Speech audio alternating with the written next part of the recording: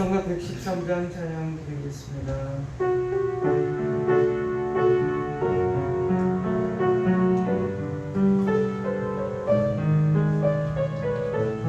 복음성가 113장입니다.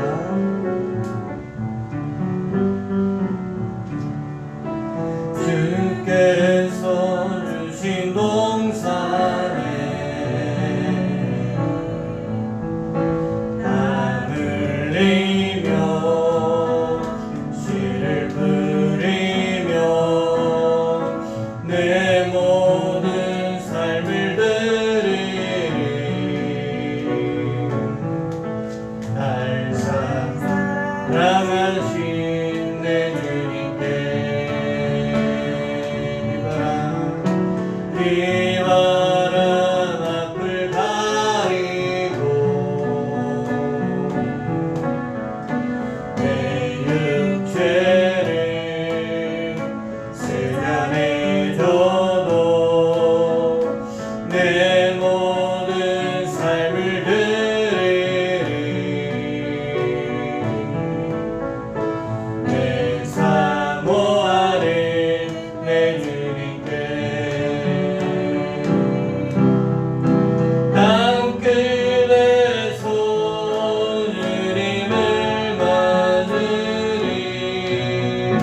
주께 드릴 노래 가득한 땅 끝에서 주님을 배우리. 주께 드릴 노래 가득한 땅의 모든 끝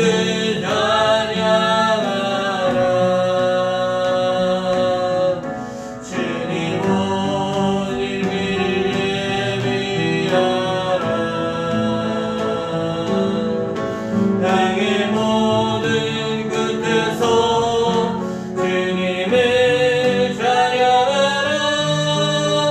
영광의 주님 곧 오시리라. 땅 끝에서 주님을 배우리. 주께 드릴 노래 가득한 땅의 모든 끝 찬양하라. 주님 오신 길을 예비하라. 땅의 모든 끝에서 주님을 찬양하라. 영광의 주님 곧 오시리라. 51장입니다. 복음성가 51장 주님 다시 오실 때까지 51장입니다.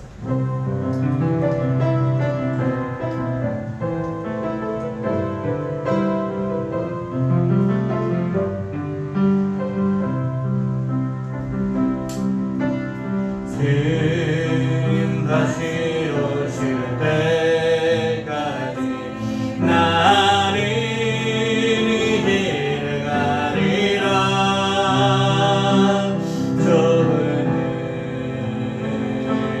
좁은 길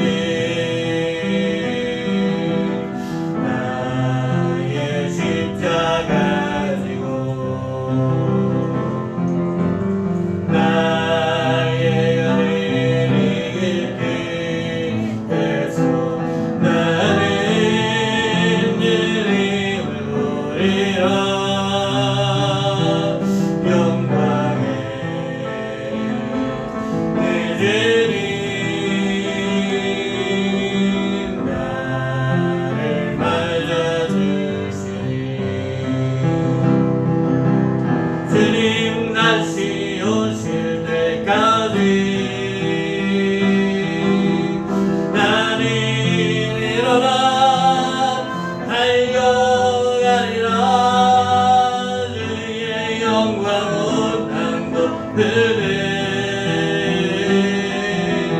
나는 일어나 노래하리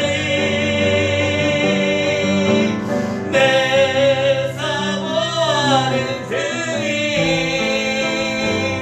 온 세상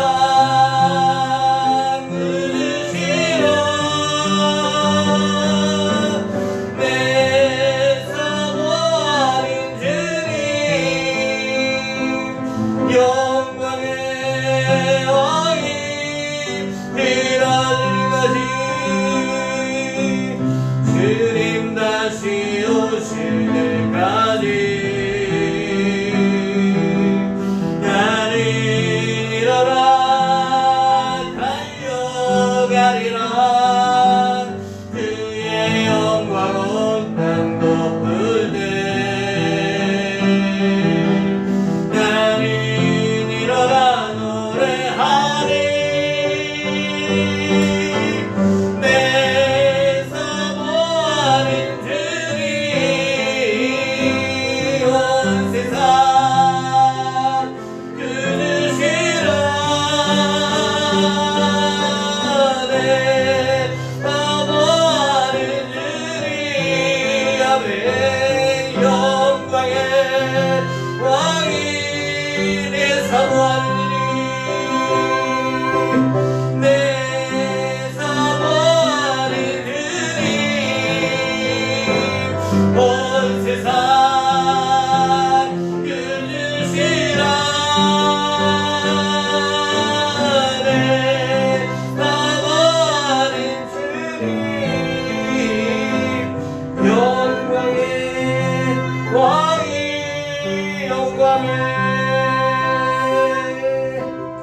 영광의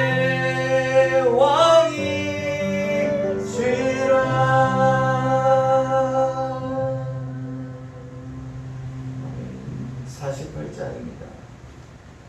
그 영광의 왕께서 오시는 그날 그 만방에 흩어진 구원의 백성들이 한자리에 모이는 그 날을 소망하게 됩니다. 48장입니다.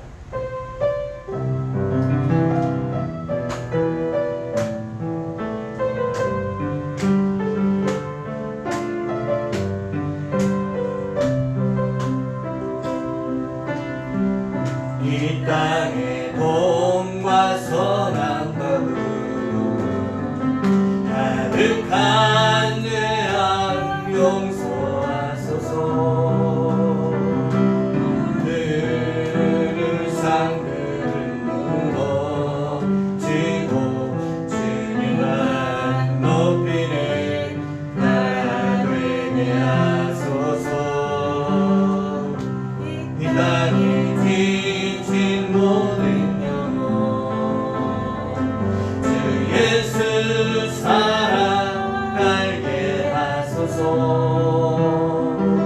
너들의 아픔과 눈물 씻는 주님의 보혈의 땅 치유하소서.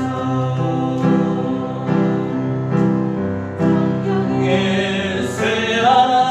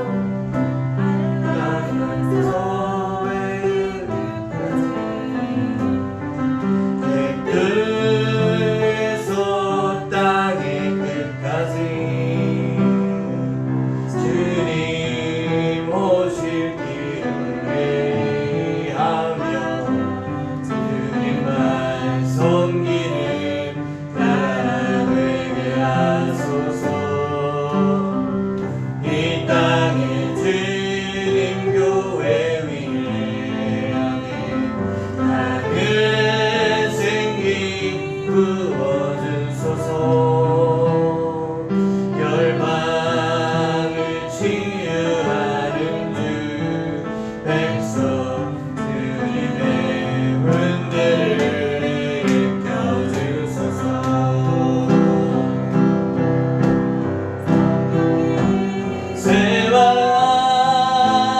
새마음 이 땅에 불어오소서. 주의 영들 생기로 우리를 날리라. 이 땅에 하나님 영광거리 이런 나라가 되게 하소서. 능히 하나님 영광 비추는 그런 나라가 되게 하소서.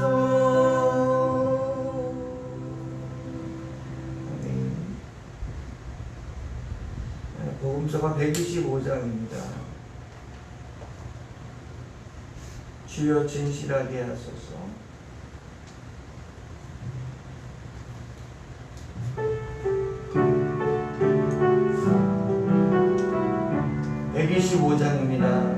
주여 진실하게 하소서.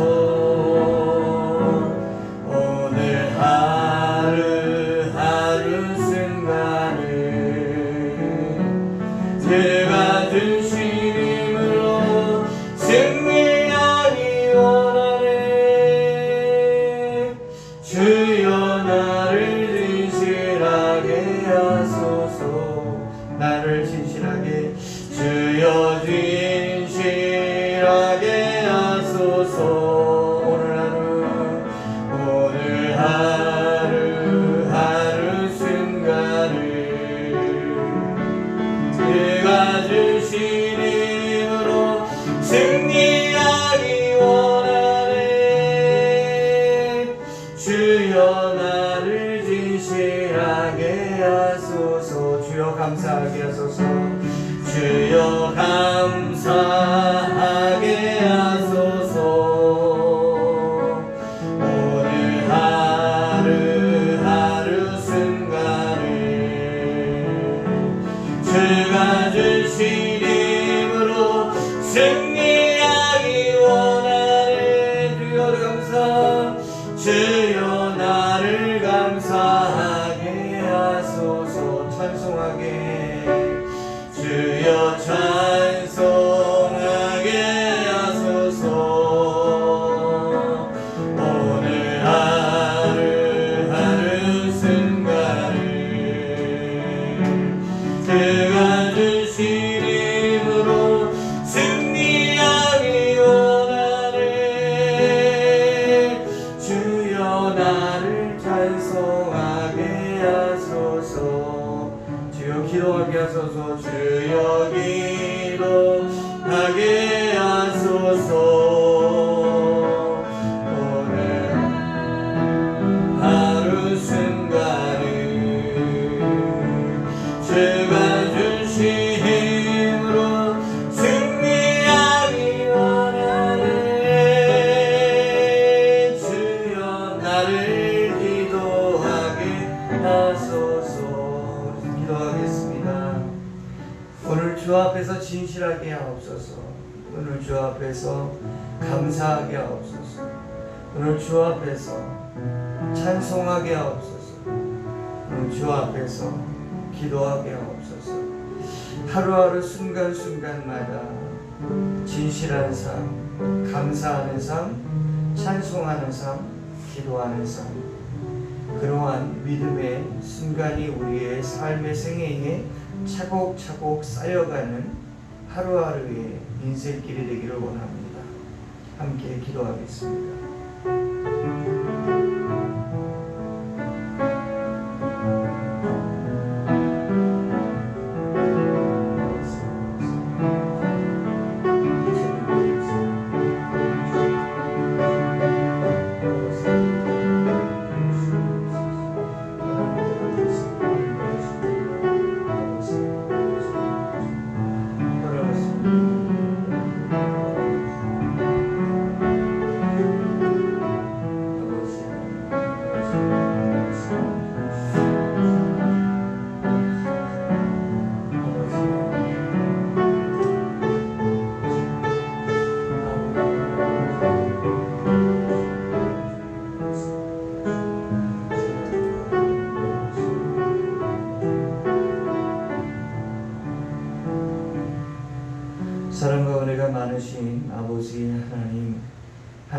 기쁘신 은혜로 말미암아 구원받은 주의 백성들이 그 기쁨의 감사로 예배를 드리고자 섰사오니 수요 예배를 통하여 드리는 이 믿음의 예배가 하나님 받으시는 시간의 예배가 되기를 원하며 들으시는 기도의 간구의 예배가 되도록 인도하여 주시옵소서. 인생의 호흡을 의지하지 않고 세상에서 얻어지는 권력과 권세를 의지하지 않고 오직 우리의 참 소망이신 하나님만을 의뢰하고 의탁하고 바라보며 이 시간도 섰사오니 우리의 소망이 되시는 하나님 주를 앙모하는 자들에게 은혜와 새 힘을 더하여 주시옵소서. 우리 주 예수 그리스도의 못 박히신 그 십자가로 말미암아 하나님의 능력을 체험하는 자 되게 하셨사오니 예배할 때에 그 십자가만을 바라보게 하셔서 나의 자아는 죽어지고 욕심과 탐욕의 죄의 모든 모양은 죽어지고 그리스도의 은혜와 사랑과 자비하심만 되살아날 수 있는 부활의 생명이 있는 이 밤이 되도록 인도하여 주시옵소서. 육신의 모양을 따라서 살기에 급급한 자가 아니라 하늘에 거듭난 성령의 은혜를 따라 살아가고자 애쓰는 의지적 신앙적 믿음의 백성들을 축복하여 주셔서 오직 주께서 기뻐하시는 의와 인 그리고 자비와 긍휼함을 아버지 마음에 새기며 그것을 위하여 수고하고 애쓰는 자들을 축복하여 주시옵소서. 우리의 마음과 생각을 다 아시는 주님 말씀 앞에서 다시 교훈 받기를 원합니다. 그 말씀을 알아듣게 하시고 그 말씀이 우리의 심령을 요동쳐서 우리를 깨뜨리고 부서뜨리고 뽑아내서 다시 새롭게 세우고 건축하시는 하나님의 창조의 역사가 있는 말씀 시간 되게 하여 주시옵소서. 이 자리에 참여하지 못하고 영상으로 예배하는 성도들, 그 열심 있는 성도들을 축복하여 주시고 그들이 주를 위하여 향한 이 예배에 동일한 은혜로 성령 충만하게 하여 주옵소서. 감사드리며 예수님의 이름으로 기도드리옵나이다. 아멘. 복음성 한 장만 더 찬양 드리고 말씀 보겠습니다. 493장입니다. 복음성가 493장입니다. 하나님은 우리의 피난처가 되시며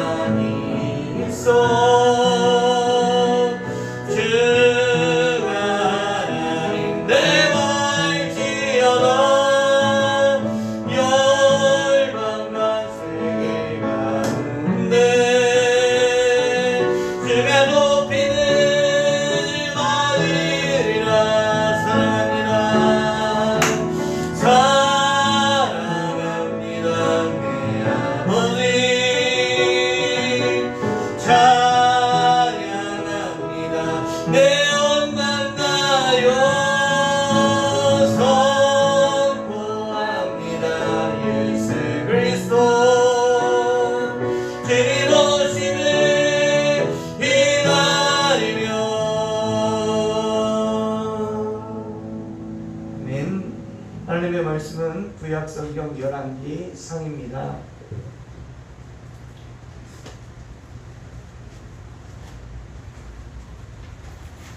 구약성경 열왕기 상 2장입니다.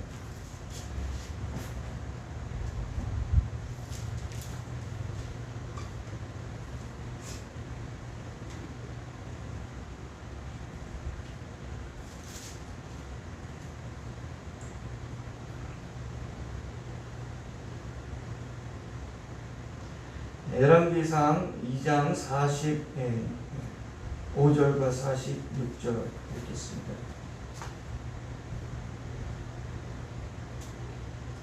45절 46절 합독하겠습니다. 시작. 그러나 솔로몬 왕은 복을 받고 다윗의 왕위는 영원히 여호와 앞에서 견고히 서리라 하고 여호야다의 아들 분야에게 명령하여 그가 나가서 시므이를 치니 그가 죽은지라. 이에 나라가 솔로몬의 손에 견고하여 지니라.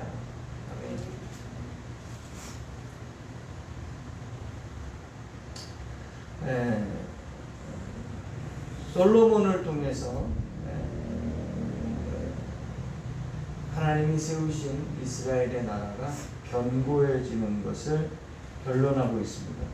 물론 중간 11절에도 12절에도 보면 솔로몬이 그의 아버지 다윗의 왕위에 앉으니 그의 나라가 심히 견고하니라. 솔로몬이 그 왕위에 즉위한 이후로부터 나라가 심히 견고해졌다. 얘기는 여기 그 뿌리 깊이, 그러니까 잠깐 있다가 흔들리고 무너지는 나라가 아니라 흔들 자가 없는 그러한 나라의 든든함, 견고함을 보여줍니다. 이것은 솔로몬을 통해서 하나님의 나라를 세우시겠다고 하는 의지적 하나님의 열심으로 말미암아 이루어진 사실입니다. 이것을 통해서 하나님의 나라는 어떻게 세워지는가? 그래서 사람의 의로 세워지는 것이 아니라 하나님의 의 가운데서 세워지는 하나님의 나라를 바라보도록 그런 말씀을 줍니다. 열왕기상 2장의 내용은 우리가 계속해서 보았는데 2장 1절 말씀부터 12절까지는 다윗 왕의 유언입니다. 다윗 왕은 솔로몬에게 2절에서 내가 이제 세상 모든 사람이 가는 길로 가게 되었으니 너는 힘써 대장부가 되고 내 하나님 여호와의 명령을 지켜 그 길로 행하여 그 법률과 계명과 율례와 증거를 모세의 율법에 기록된 대로 지키라. 그리하면 내가 무엇을 하든지 어디로 가든지 형통하리라. 그러니까 조건적 형통함을 이야기하고 있습니다. 그래서 솔로몬의 그 왕위에 올라가는 것은 그 왕의 나라의 견고함은 결국은 하나님의 말씀에 순종하는 나라를 통해서 견고함이 세워진다는 얘기를 볼 수 있습니다.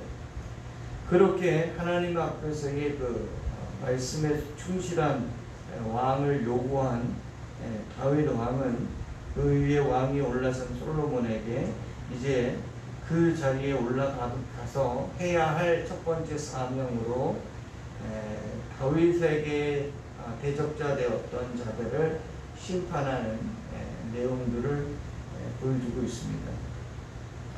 그래서 다윗이 죽고 난 이후에 13절 말씀부터 말씀을 25절까지 보면 아도니아의 죽음에 대해서 나오고 있습니다. 동생 솔로몬이 왕의 보좌에 앉았고 그것이 하나님의 뜻이라는 것도 알았던 아도니아인데 스스로 왕된 것을 포기하지 못하고 자기 욕심으로 말미암아 죽음에 이르게 되는 과정을 기록한 것이 13절부터 25절까지 내용입니다. 자, 이 내용에서 받는 우리의 교훈은 뭐냐면 누가 왕이 되어야 하는가 하는 것입니다. 우리 모든 사람들은 스스로 왕됨을 추구해가고 있는데 하나님의 나라에 있어서의 왕은 하나님이 기름 부어서 세우시는 언약의 왕을 세우신다는 사실을 볼 수 있습니다.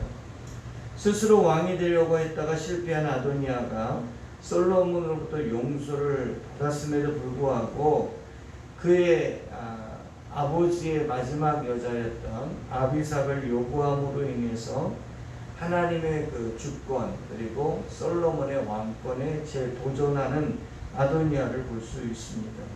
그래서 솔로몬은 사사로이 보복하는 그 관점에서 아도니아를 죽음에 이르게 하는 것이 아니라 하나님의 그 주권, 하나님의 섭리, 하나님의 뜻에 불순종하는 것에 대한 심판의 표상으로서 아도니아를 보여주고 있다는 사실입니다. 사랑하는 성도 여러분, 하나님이 우리 가운데 보내신 온전하고 완전한 왕은 바로 예수 그리스도입니다. 예수 그리스도를 내 마음의 왕으로 모시고 삶의 주권자로 섬겨드리지 않는 자들은 아도니아와 같이 스스로 왕되려고 하는 자들의 심판의 자리에 이르게 된다고 하는 사실을 보여줍니다. 그래서 요한계시록을 통해서도 보면 마지막 날에 이르는 그 심판은 바로 누가 진정한 왕으로서의 재판장인가 하는 사실을 잘 보여준다는 얘기입니다. 누가 봐도 현실적으로는 아도니아가 왕의 모양을 갖추고 있습니다. 그러나 하나님이 세우신 왕은 볼품없는 자 가운데 출생한 솔로몬이었습니다. 이 땅 가운데에 하나님이 세우신 왕 되신 예수 그리스도, 그 왕의 존전 앞에 선 그리스도인들이 예수 그리스도의 왕 되심을 온전히 인정하지 않는다면 그 마지막 아도니아와 같은 길로 갈 수밖에 없음을 교훈하고 있습니다. 그러므로 우리는 스스로를 자문자답해 봐야 할 겁니다. 내 인생의 왕은 누구인가? 나인가? 아니면 예수님인가? 하는 사실입니다.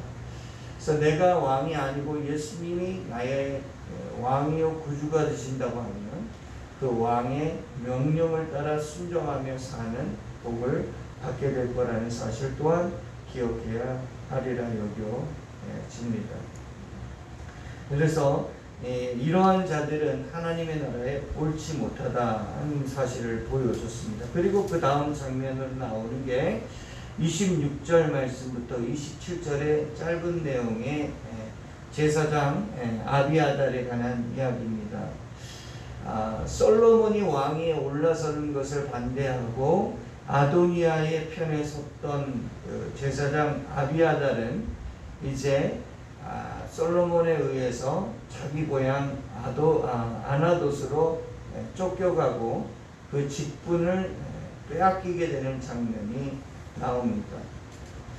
제사장이 하나님의 섭리 안에서 하나님의 뜻 앞에서 서야 할 그 제사장이 아마 정치적인 판세와 또 자기 이권과 권력의 어떤 편향성 때문에 지금 제사장 아비아달은 아도니아를 선택한 것 같습니다. 결국은 제사장 아도니아는 버림을 받고 있다는 것이죠.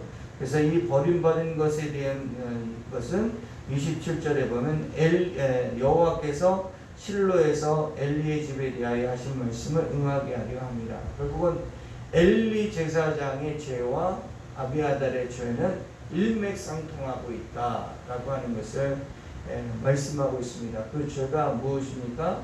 자기 직분을 하나님의 뜻에 따르지 않고 사람의 뜻을 따르고 있었다는 사실을 말씀하고 있다는 사실입니다. 신약 성경에는 우리가 다 왕같은 제사장이라고 베드로전서 1장 9절에 기록하고 있습니다. 그래서 왕같은 제사장들, 이 시대에 하나님과 그 세상 사람들 그 중간 가교 역할을 하는 그 제사장적 그 직분으로서의 그 은혜를 우리에게 주셨는데, 그것에 사람들의 편에서가 아니라 결국 하나님의 편에서의 그 제사장적 사역을 감당할 수 있는 직분을 가진 자들이 되어야 하는데, 그렇지 않다 하면 우리도 아비아달과 같은 내어 쫓김, 직분에 대한 박탈을 당할 수 있음을 이야기합니다. 그래서 예수님도 분명하게 내가 선지자 노릇도 했다, 내가 좋은 일도 많이 했다라고 하지만 주님은 그것이 주님을 위한 것이 아니라 너를 위한 것, 그래서 나는 그런 일들을 하지 못하겠다라는 말씀을 이야기합니다. 그래서 하나님의 종이냐 아니면 사람의 종이냐에 대한 분명한 직분적 태도를 보여야 한다는 것이 제사장 아비아달의 내용을 통한 우리의 교훈입니다. 갈라디아서 1장 10절 말씀에 보면 이제 내가 사람들에게 좋게 하랴 하나님께 좋게 하랴 사람들에게 기쁨을 구하랴 내가 지금까지 사람들의 기쁨을 구하였다면 그리스도의 종이 아니니라. 아주 명확합니다. 하나님의 종입니다. 그리고 하나님을 기쁘시게 하는 자들입니다. 그리고 하나님을 위한 종의 입장이 있습니다. 그러니까 우리는 자꾸 이것과의 싸움이 필요하다는 얘기입니다. 내가 그 직분을 얻고 그 사명을 얻은 것에서 결과론적으로 사람들의 그 나타나는 반응이나 그 사람들을 통해서 얻어지는 어떤 결과들에 대해서 우리가 연연하고 있다는 것은 좋지 못한 모습이라는 얘기입니다. 그래서 하나님이 과연 좋은 것인가, 하나님께 유익한 것인가. 요즘 예레미야서 말씀을 보게 되는데 이 예레미야 선지자는 하나님의 마음을 전달하는 그런 눈물의 선지자 아닙니까? 그래서 하나님의 마음이 어떠신가? 그래서 그 하나님의 마음과 뜻을 따라서 움직이는 사람이 직분자가 되어야 함을 오늘 교훈하고 말씀해주고 있습니다.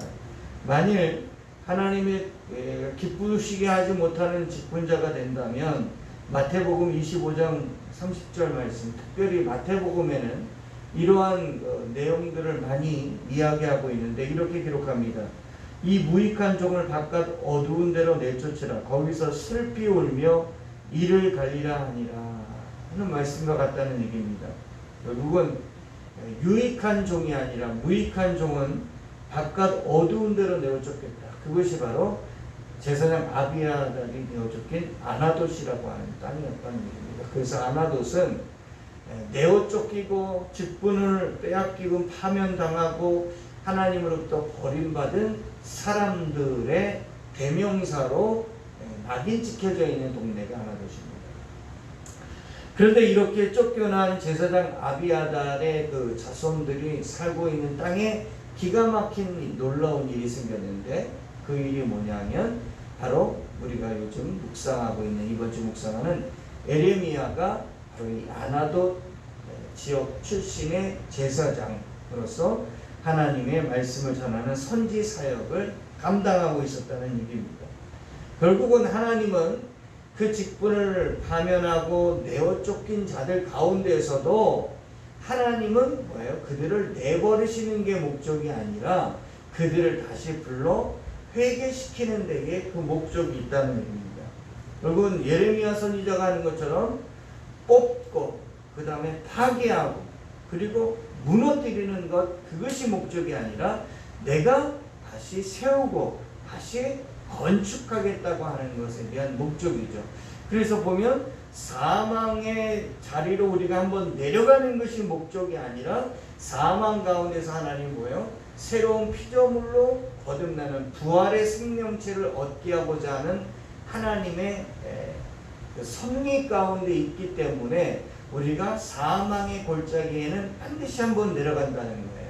그러나 그곳에 내려갔다고 해서 우리가 그 국률하심과 그의 자비로우심을 영영 박탈당한 자리에 가지는 않는다는 거예요. 그래서 아나돗이라는 그 출신 에레미야가 하나님의 말씀을 받고 마지막 멸망당하는 자들의 모습을 이야기합니다.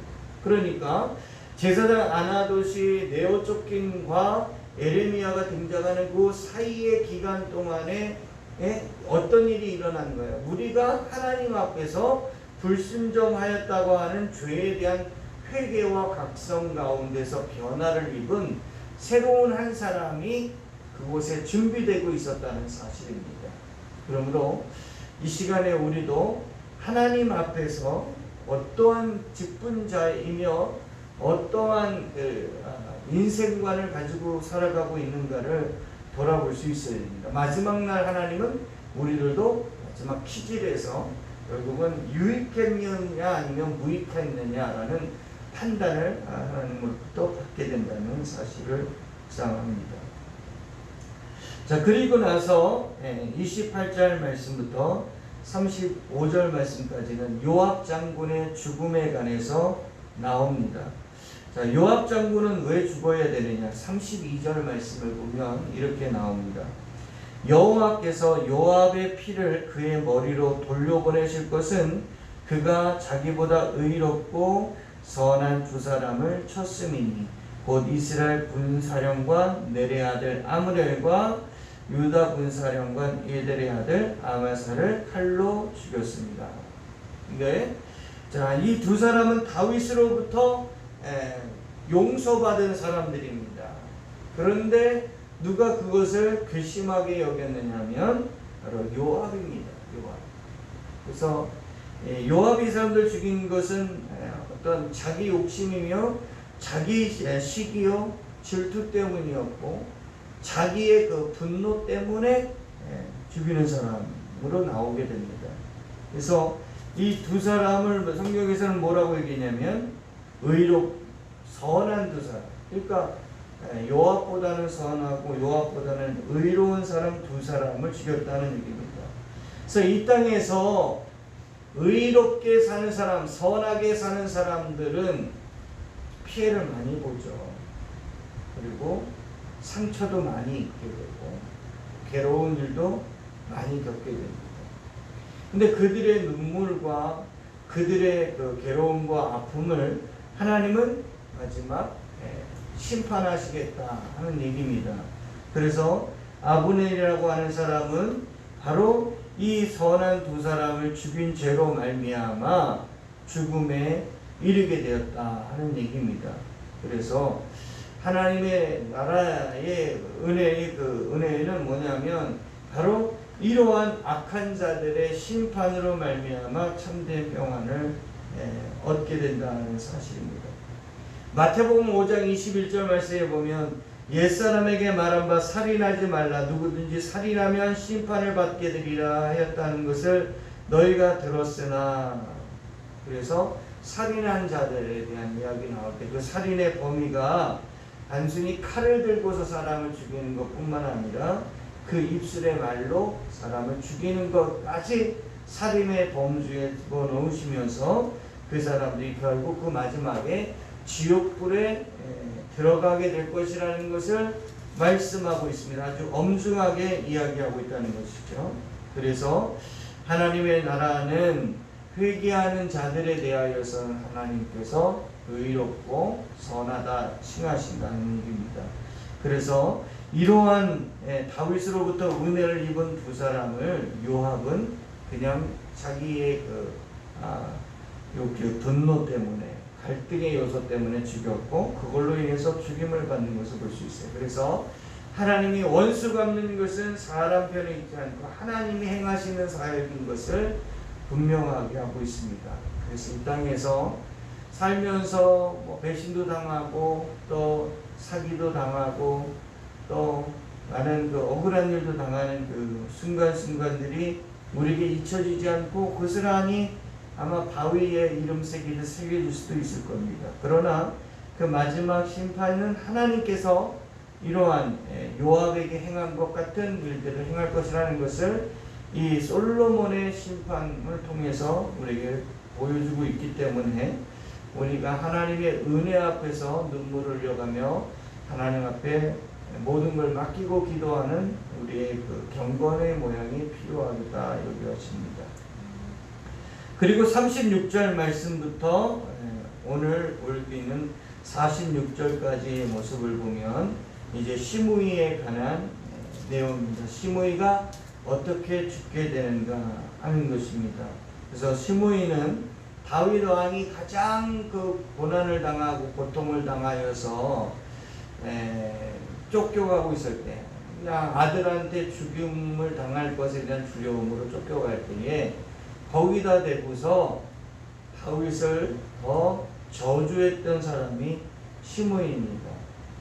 그래서 정말로 어렵고 힘든 사람에게 위로를 하지 못할 망정 가만히라도 있었으면 좋았을 건데 그 뒤를 따라가면서 시므이가 다윗을 저주했었습니다. 그러나 다윗은 그것을 자기 때에 보복한 것이 아니라 하나님 편에 맡겨두고 시므이는 살려두었습니다.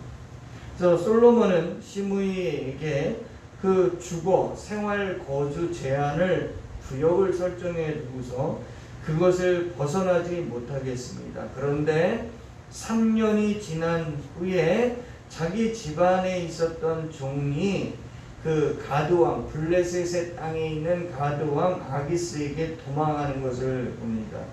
그래서 이 두 종을 잡아내기 위해서 이 시므이가 41절 말씀에 보면 예루살렘에서부터 가드까지 갔다가 돌아왔던 상황입니다. 그래서 그가 솔로몬에게 이야기가 들려줍니다. 왜 이 종들이 도망갔을까? 아마 대우를 잘했으면 도망가지 않았을 겁니다. 분명히 종들은 학대를 받고 견디다 못해서 살 길을 타자 탈출하지 않았을까 이런 생각을 합니다. 그래서 사람들이 당하는 그 고통, 아마 이 시므이라는 사람이 그 입으로 다윗을 저주하면서 쫓아가면서까지 저주했던 그 모습을 보면 이 도망간 두 종을 추격하고 찾아나가는 추격자의 모습이 됐다고 하는 것은 시므이가 평소와 또 그 평소의 삶이 어떠했는지를 잘 보여주는 것 같아요. 너무 악한 거죠. 가장 약하고 연약한 사람을 뒤쫓아가서 계속해서 저주하고 그리고 그들에게 그 고통을 안겨주는 이러한 시므이 같은 사람, 이러한 사람들에게 결국은 뭡니까? 하나님이 기뻐하시는 자비와 긍휼과 다음에 보면 사랑이 없는 그 무자비한 자의 모습을 보여준다는 얘기입니다. 그래서 무자비한 자에 대해서 시므이를 죽음에 이르게 되는 것이죠. 그래서 용서받은 자가 다른 용서받은 자를 용서하지 못하는 대표성이 바로 시므이입니다. 그래서 솔로몬과 다윗에 의해서 용서받았으나 그는 그 용서받은 자의 은혜로운 삶을 살지 못하고 오히려 악한 것으로 갚아내려고 했던 시므이가 결국은 그 악으로 말미암아 자기가 죽음에 이르게 되는 것을 볼 수 있습니다. 이러한 자도 바로 하나님의 나라에 합당하지 않다 해서 솔로몬에 의해서 심판을 당하는 모습을 볼 수 있습니다.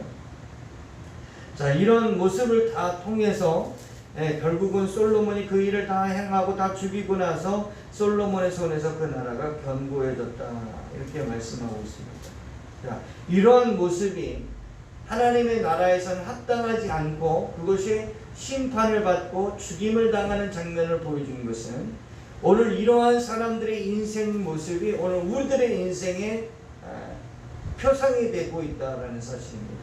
에이 저 사람이 문제야 라고 하는 것이 아니라 그 손가락이 아니라 자기를 향하여 나를 향하여 주시는 말씀의 교훈이라는 것이죠. 이런 자들의 모습이 우리 안에 들어와 있지는 않는가 하는 겁니다.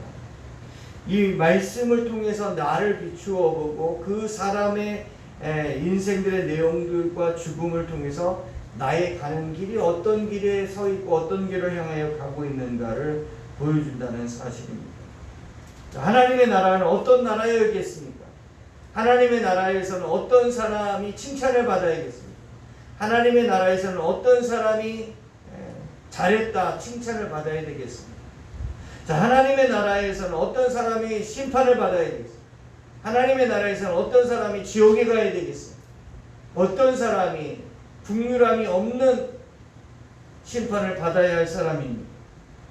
오늘 성령 하나님은 솔로몬을 통해서 솔로몬의 이것이 보복이 아니라 자기를 배신했기 때문에 감정적으로 이들을 죽여내는 이러한 숙청이 아니라 하나님의 나라의 의가 어떤 나라인가, 하나님의 나라에 들어가는 그 조건적 그 어떤 행위적인 내용들로서 어떤 나라가 되는가 할 때 전체적으로 보면 주제가 하나입니다. 뭐냐면 긍휼하십니다. 하나님이 우리를 긍휼히 여기신 것 같이 우리의 사람들의 관계 속에서 긍휼히 여기는 자가 되라 하는 말씀입니다. 하나님의 자비하심처럼 그 백성 그 나라는 자비한 나라가 되라 라는 얘기입니다. 그것을 어디에서 실천하느냐면 교회에서 실천해야 돼요. 그것을 어디서 실천하냐면 교회에서 배운 것을 내 가정에서 해야 돼요. 내 가정에서 배운 것을 어디서 실천하느냐면 사회적 관계 속에서 행해야 된다는 얘기입니다. 세상에 있는 사람들은 하나님이 계신 것과 하나님을 찾는 자들에게 복 주시는 것을 알지 못합니다.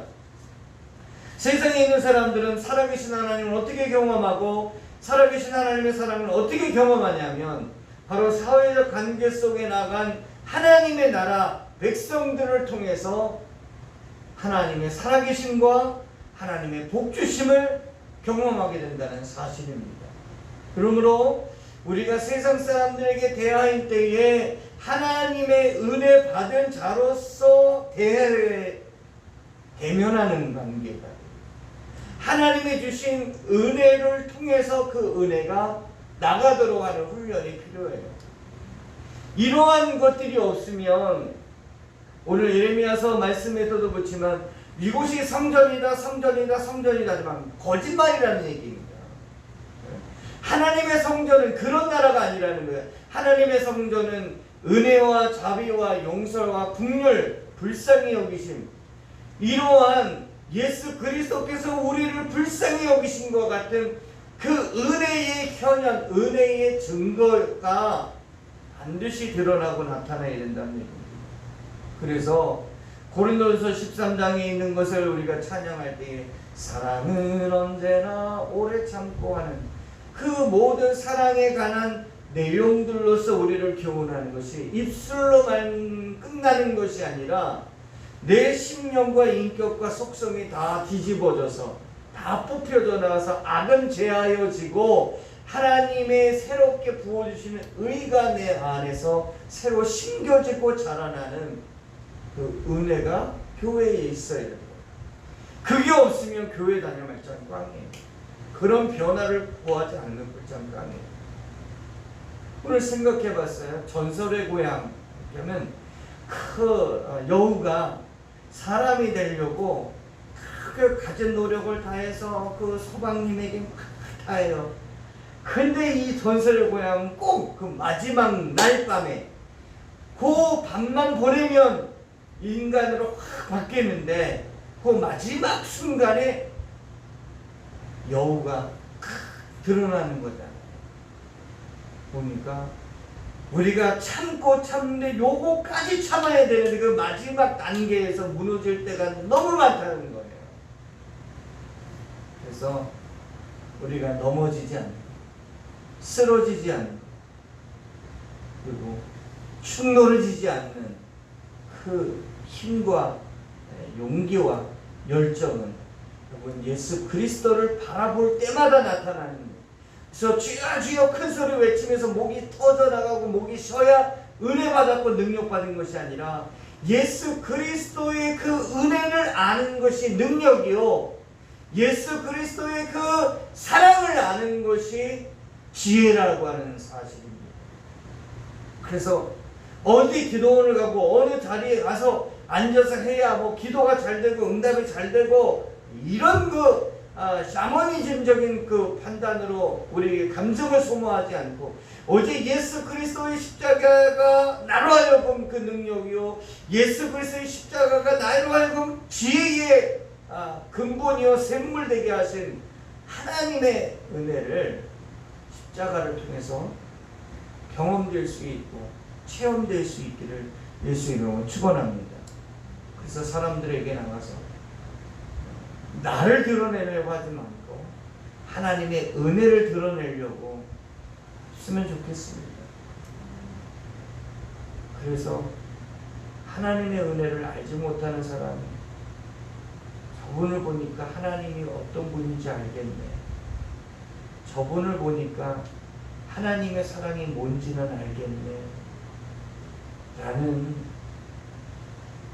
말이 들려줄 수 있게 될 수 있도록 있다면 그렇게 우리가 해나갔으면 합니다. 그래서 사람 앞에서가 아니라 하나님 앞에서 겸손하기를 애쓰는 우리 빛과소금 교회 성도들 일시름을 축원합니다. 그래서 이렇게 멸망의 자식들이 가는 길에 성도님들 서지 않도록 제가 더 열심히 설교하려고 하고 더 열심히 가르치려고 하는데 여러분이 잘 같이 그 일에 동무해 주셨으면 좋겠습니다. 기도하겠습니다. 거룩하고 자비로우신 아버지 하나님, 우리의 왕 되신 예수 그리스도 앞에 겸손히 행하는 자를 되게 하여 주시옵소서. 멸망에 가증한 것들을 바라보고 멸망의 자식들이 되어 끌려가지 않고 오직 그 십자가의 은혜로 말미암아 의의 자리에 설 수 있도록 도와 주시옵소서. 나를 다스려 주시옵소서. 나를 통치하여 주시옵소서. 나를 새롭게 하여 주시옵소서. 하나님의 나라로 새롭고 피조물로 거듭나게 하여 주옵소서. 예수님의 이름으로 기도합니다. 찬송가 찬양 드리겠습니다. 439장입니다. 찬송가 439장입니다.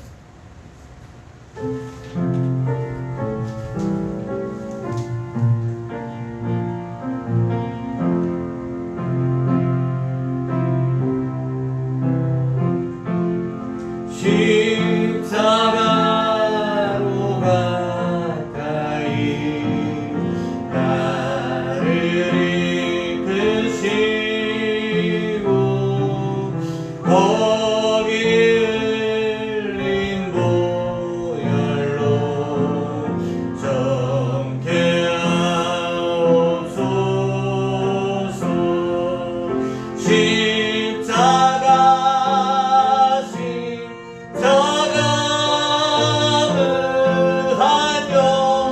영광이래요.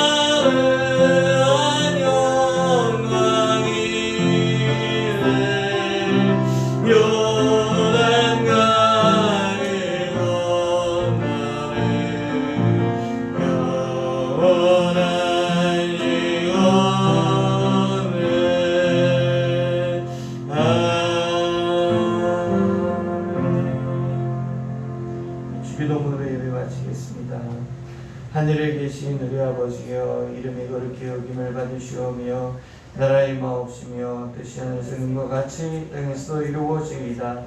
오늘 우리 일용할 양식을 주옵시고 우리가 우리에게 질린 자를 사하는 것과 같이 우리 죄를 사하여 주옵시고 우리를 시험에 들게 하지 마옵시고 다만 악에서 구하옵소서.